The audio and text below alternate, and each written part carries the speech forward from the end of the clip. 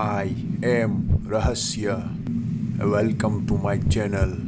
और आज मैं आपको सुनाने वाला हूँ एक ऐसे खतरनाक और डरावने जिन्न की कहानी जो काली बोतल में रहता है। किशोर एक नौजवान लड़का था जिसको आजकल की यंग जनरेशन का एटीट्यूड बहुत पसंद था। वो आजकल के छपरियों की तरह रहने वाला था। उसको ये सब करना पसंद था, छपरी वाली हरकतें। वो हमेशा दूसरों को इम्प्रेस करने की कोशिश में ही लगा रहता था। उसके अंदर धीरे धीरे ऐसा एटीट्यूड आ गया था कि उसको ऐसा लगने लगा था कि जैसा मैं बोलूं वैसा ही दूसरे करने चाहिए। एक बार किशोर एक बड़े शहर घूमने गया।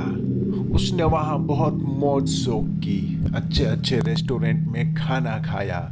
फिर जब रात को वो अपनी होटल की ओर जा रहा था तो उसे रास्ते में एक सुनसान गली में एक अजीब सी और पुरानी दुकान दिखाई दी।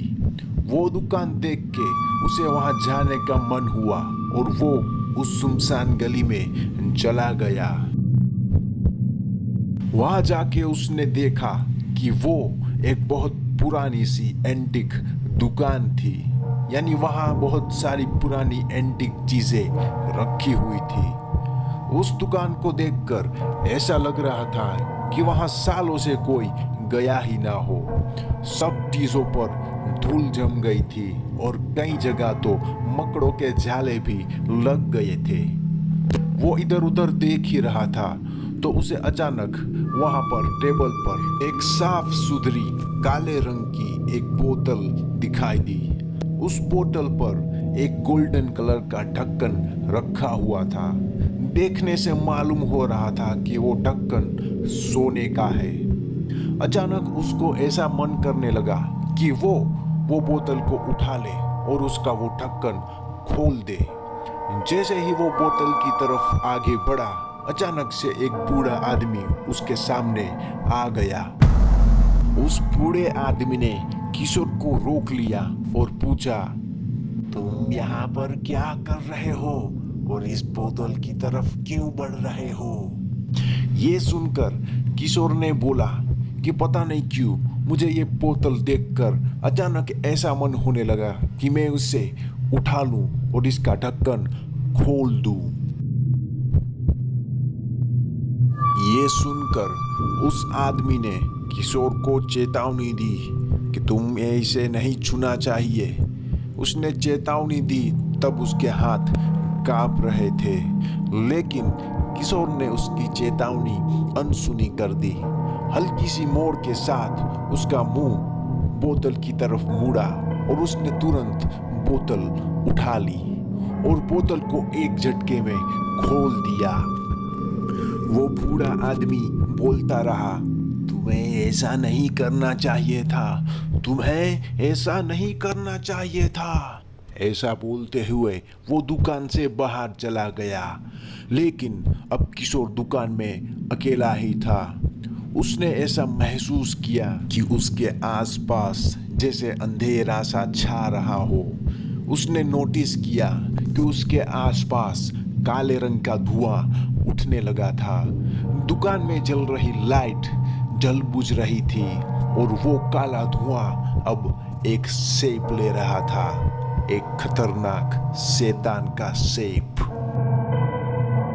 देखते ही देखते उस धुएं ने एक विशालकाय इंसान जैसा रूप ले लिया, लेकिन उसकी स्किन जैसे अंधेरे जैसी थी। उसके आर पार तो दिख रहा था, लेकिन उसके साथ काले रंग का एक आदमी भी दिख रहा था। उसकी आंखें पीले रंग की चमक रही थी और वो एक खतरनाक मुस्कान के साथ किशोर की ओर देख रहा था। किशोर जैसे डर के मारे वहां जम गया हो। उतने में वो तुरंत बोला, मैं काली बोतल का जिन्न हूँ। तुमने मुझे आजाद किया है, इसीलिए मैं तुम्हारी एक विश पूरी करूंगा। बताओ क्या है तुम्हारी इच्छा?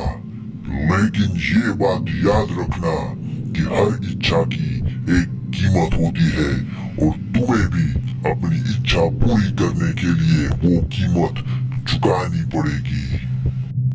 पहले तो किशोर थोड़ा डर गया, लेकिन उसके मन में पहले से ही एक लालच छुपी हुई थी। उसने जिन्न को बोल दिया कि मैं वो कीमत चुकाने के लिए तैयार हूँ। ये सुनकर उस जिन्न की मुस्कान चौड़ी हो गई और वो एक अजीब सी मुस्कान के साथ किशोर की ओर देखने लगा। फिर उसने बोला कि जाओ, तुम्हारी ये इच्छा पूरी होगी। तुम जिसके भी आंखों में आंखें डालकर जो भी बोलोगे वो चीज करने लगेगा। ये सुनकर किशोर बड़ा खुश हो गया। अब उसने सोचा कि चलो इस दुकान के मालिक उस बूढ़े आदमी पर ही इसको आजमाते हैं। उसने उस बूढ़े आदमी को ढूंढा, लेकिन वो बूढ़ा आदमी उसे कहीं नहीं मिला। इसीलिए वो अपने घर जाने लगा। रास्ते में उसे एक अपना पुराना दोस्त मिला जो बचपन में उसकी बहुत बेइज्जती करा करता था। किशोर ने सोचा कि चलो इसको ही अपने वश में करता हूँ। वो अपने उस दोस्त के पास गया, उसकी आंखों में देखा और उसको बोला कि चलो मुझे सलाम करो और मैं जो कहूँ वैसा ही करो। ऐसा बोलते ही अचानक उसका वो पुराना दोस्त उसके सामने झुक गया और उसे कहने लगा कि कहिए मुझे क्या करना है, मैं वही करूँगा जो आप मुझे कहोगे। ये सुन के किशोर की आंखें चमक गई और वो उससे अपने पैर दबवाने लगा और अपने सभी काम करवाने लगा। ऐसे ही थोड़े दिन बीत गए। किशोर ने अब अपने सभी घर वालों को और अपने सभी रिलेटिव को अपने बस में कर लिया था। वो सब उतना ही करते थे जितना किशोर उनको करने को कहता था। अब तो किशोर ने अपने आस पड़ोस वालों को और अपनी जान पहचान वालों को भी अपने बस में करना शुरू कर दिया था। ऐसे करते करते 1 महीना बीत गया। अब किशोर को ये सब थोड़ा अजीब लगने लगा था। उसने धीरे धीरे ये नोटिस करना शुरू किया कि उसने जिन जिन को अपने बस में किया है वो लोग धीरे धीरे कमजोर होते जा रहे हैं। उन लोगों का शरीर धीरे धीरे पतला होता जा रहा था। अब एक ऐसा समय आया कि वो सभी लोग बहुत कमजोर हो रहे थे और एक एक करके मरने लगे थे। लेकिन किशोर अपनी लालच में अंधा था। वो उन सब से अपनी बात मनवाता रहा। अब एक दिन ऐसा आ गया कि वो सभी लोग मर गए थे। किशोर अब अकेला पड़ चुका था। किशोर को ये समझ में आ गया था कि भले ही वो लोग उसकी बात नहीं मानते थे और उसका मजाक उड़ाते थे, लेकिन वही लोग मुश्किल में उसके साथ खड़े रहते थे।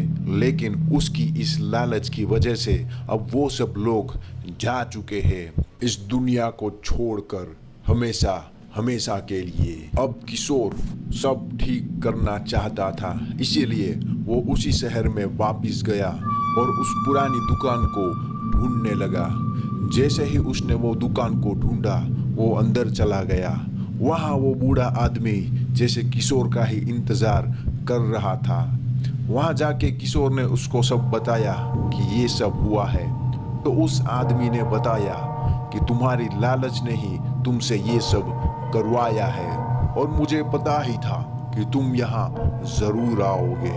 अब किशोर उस बोतल को ढूंढने लगा जिसमें से वो जिन निकला था। उसने वो बोतल ढूंढ ली और उसका ढक्कन खोल दिया। जैसे ही उसने ढक्कन खोला, वो जिन तुरंत उसके सामने आ गया और किशोर उसके सामने गिड़गिड़ाने लगा, मुझे माफ कर दो और प्लीज ये सब ठीक कर दो। जो भी मर गए हैं उनको जिंदा कर दो, मैं ऐसे नहीं रह सकता। ये सुनकर वो जिन बड़ी जोर से हंसने लगा और थोड़ी देर हंसने के बाद उसने किशोर की आंखों में देखा और उसे बोला, मैंने तुम्हें कहा ही था कि हर एक विश की एक कीमत होती है और तुम्हारी कीमत ये थी कि तुम उन सब से अलग हो जाओ। अब मैं कुछ नहीं कर सकता। तुम्हें जीवन भर इसी विष के साथ रहना पड़ेगा। ये बोलते ही वो जिन दोबारा उस बोतल में कैद हो गया। अब किशोर ने कई बार उस बोतल को खोलने की कोशिश करी, लेकिन इस बार वो बोतल उससे खुली ही नहीं। और अब किशोर वो बोतल लेके उस बूढ़े दुकानदार के पास चला गया। उस बूढ़े दुकानदार ने बोतल उससे ले ली और बस इतना ही बताया कि अब ये बोतल तुम्हारी ही तरह किसी लालची इंसान को ढूंढेगी और अपना काम करती रहेगी। अब तुम यहाँ से चले जाओ। किशोर को बड़ा अफसोस हो रहा था, क्योंकि उसने अपनी इस विष की बहुत ही भारी कीमत चुकाई थी, लेकिन वो अब कुछ नहीं कर सकता था। उसे अपनी इस विष के साथ ही जीना था, लेकिन उसने अब इस विष का उपयोग करना छोड़ दिया था। अब वो किसी को अपने बस में नहीं करना चाहता था। एक दिन किशोर उसी शहर में किसी काम से गया था और उस दुकान के पास ही वो पहुंच गया था, तो उसने देखा कि एक आदमी अंदर जा रहा है। वो उसके पीछे पीछे अंदर गया।